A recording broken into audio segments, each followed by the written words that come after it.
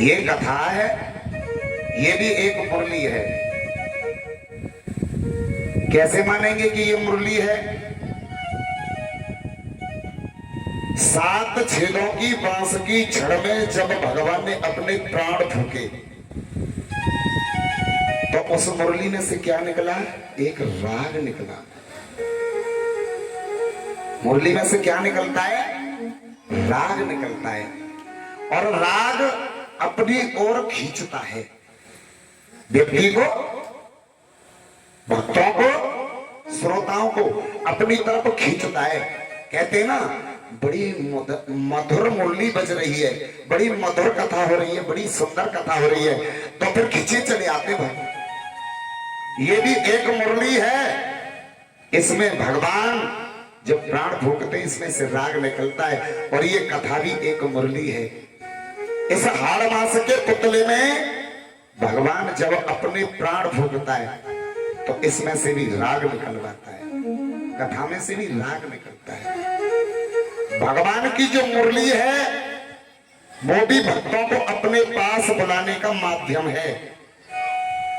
गोपिकाओं को भगवान अपने पास में बुलाते थे तो मुरली ही तो बजाते थे, और मुरली को सुन करके गोपियां एकदम दौड़ पड़ती थी, फिर वो कुछ नहीं देखती थी।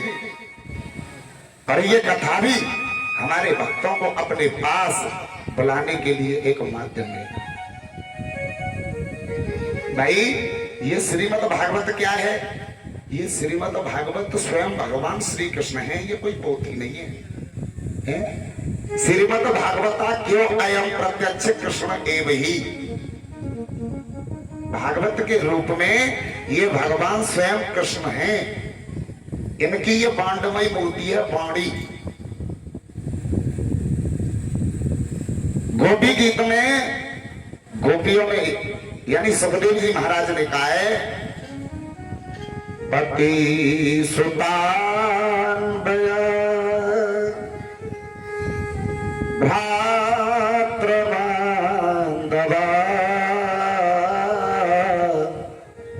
न ते विलंद्यते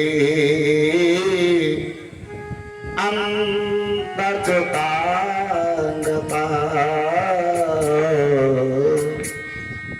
पति सुतान।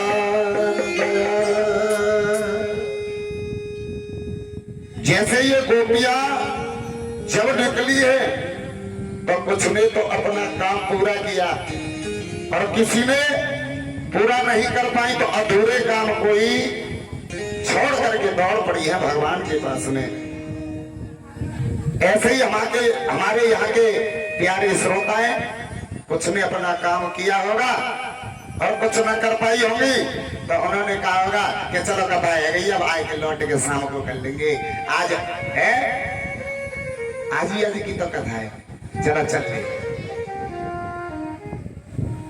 ये गोपियां है ना, गोपी किसे कहते हैं? गोपी कहते हैं गोपी इंद्रिय ही रसम पिबत इत गोपी। जो इंद्रियों के द्वारा भगवान की कथा का रसास्वादन करता है वो गोपी ही होता है। तो मैं ये मत समझना कि वो वृंदावन और जिस वृंदावन में रहती है वो ही गोपी होगी, है वही की है। देखिए, उस वृंदावन में रहे या इस वृंदावन में रहे, भाई वृंदावन वही तो है जहां पर भगवान है, भगवान की कथाएं है, वही तो वृंदावन है। राधे राधे। ऐसे ही यहाँ के श्रोताएं वो सभी गोपियां हैं, सब गोप हैं जो अपने घर को छोड़ करके इस वृंदावन में भगवान की कथा में और भगवान की कथा को सुनने आ रहे हैं, भगवान की मुरली को सुनने आ रहे हैं। वो सब गोपी और ग्वाल वाले ही हैं। लेकिन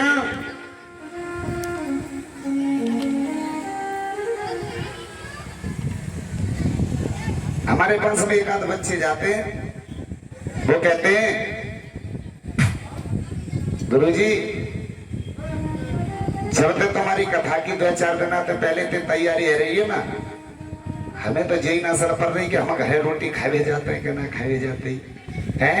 हम तो तुम्हारी जाई की व्यवस्था में लगे पड़े और हमारे राजा जी भी है, हम यहाँ पर देखते हैं तो बड़ा प्रयास कर रहे हैं। और भगवान ने ऐसी कृपा करी है आज उन पे है कि षष्ठम दिवस की कथा में और शाम को 7:15 बजे और एक नाटी प्रकट कर दिया है। ताली बजा जोर से। ये भगवान की कृपा ही तो है। और भगवान की इतनी कृपा है कि नाती और बहू बड़े प्रेम से सब स्वस्थ है और घर में जय जयकार हो रही है। एक बार मेरे साथ में कह दो गोविंद भगवान की उन्होंने तन मन से पूरी तरह से लगे हुए भगवान की सेवा में।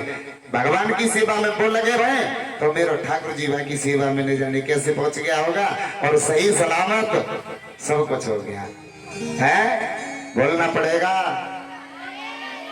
अरे जोर से बोलो। तो हमारे यहाँ पर बहुत सारे श्रोता ऐसे होंगे जो घर पे कह के आए होंगे कि भैया देखो घर वाले हो, अब तुम बुरो मानो तो मानते रही हो, लेकिन हमारे गांव में आई गई है 7 दिन के लिए कथा और भगवान की मुरली बज रही है। अब हम तो 7 दिन कथा सुनने जाएंगे हैं और हमको 7 दिन सेवा करने जाएंगे। कोई भक्ति के लिए जा रहा है, कोई सेवा के लिए जा रहा है अपने अपने भावों को लेकर के सब भगवान के दर्शन के लिए आए। इन्होंने अपने घरों को त्याग दिया है, घर भी नहीं जा रहे, यही तो सो रहे हैं। यही से थोड़ी बहुत देर कोई प्रसाद आ गया उसी को पा लिया और आराम से रह रहे हैं। ये सब सेवा भावी तो है। यानी बिसरे ग्रह सपने सुधिनाही, बिसरे ग्रह। घर का त्याग करा दे, घर का जो त्याग करा दे वही तो भगवान की कथा है। भगवान की कथा सुखदेव जी महाराज ने परीक्षित महाराज को सुनाई है और उनकी ममता आसक्ति लगाव जो संसार से था ना उसको दूर कराया है। घर को त्यागने का मतलब, घर कहते हैं ममता को, बंधने धातु से बनता है। घर बांधने वाली जो शक्ति है, भाई हमको घर ही तो बांध के पड़ा रहते है। यदि जो घर न हो, परिवार न हो, मोह ममता न हो, हम भगवान का भजन 24 घंटे में पूरा 24 घंटे भी कर सकते हैं, खाते में भी भजन कर सकते हैं, सब कुछ कर सकते हैं, लेकिन ये हमें ममता आसक्ति भजन करने ही नहीं देती। और भगवान की कथा में जो विचरण करने लगते हैं, जिनके रोम रोम में कथा बस जाती है, वो घर का त्याग कर देते हैं। आज तक कथा हुई है और आज कथा का विश्राम हो जाएगा तो बहुत देर लोगों को जो कथा से लगावे ना, उनका मन ये करेगा कि और कथा बढ़ जाती 2-4 दिन तो न जाने कितना आनंद आवे। तो करेगा नहीं करेगा है, मन करता है नहीं करता है। जिनको कथा अच्छी लग रही होगी उनको यही हो तो कि 2 दिन की कथा और बढ़ जाती तो 2 दिन और भगवान की भक्ति में गुजर जाती। कह दो गोविंद तो भगवान की। और सबका मन करेगा और करता है। क्या करेगा तुम्हारा मन? तुम दीवाने हो गए हो इस मुरली के, तभी तो ये मन करेगा। बंसी के दीवाने हो गए हो, कथा के दीवाने हो गए हो।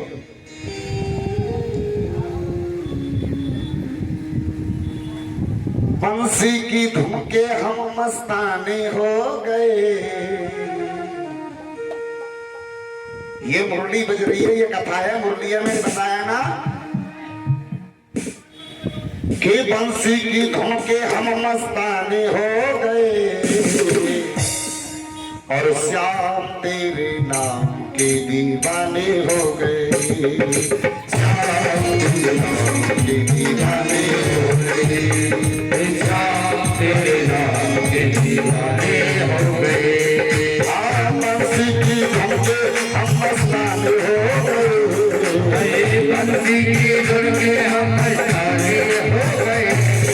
श्याम तेरे नाम के दीवाने हो गए।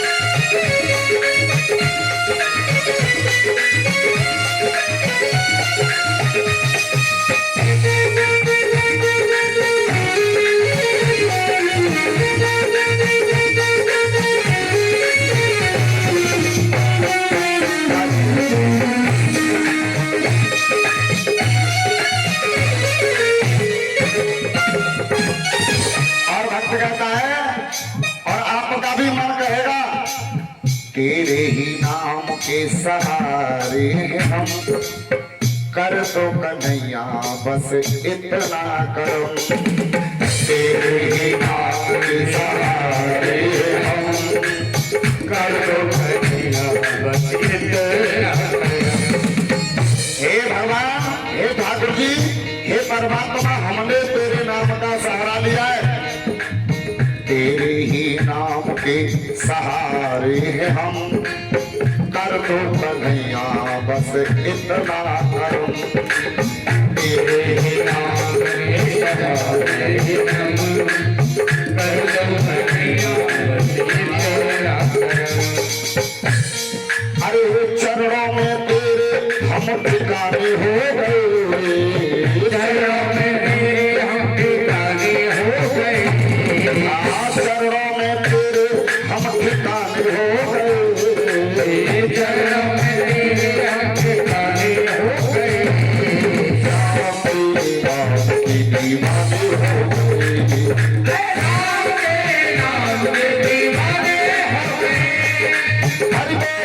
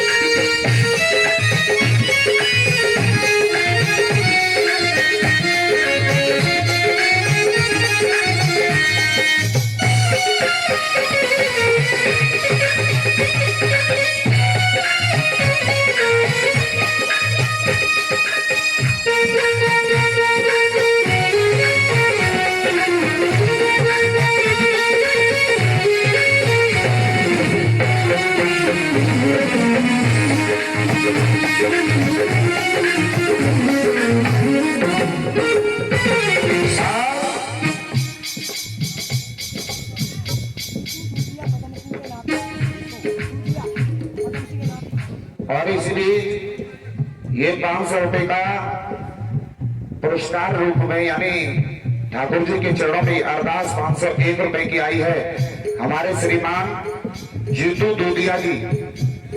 और हाँ बोल दो। और इसी बीच में कुछ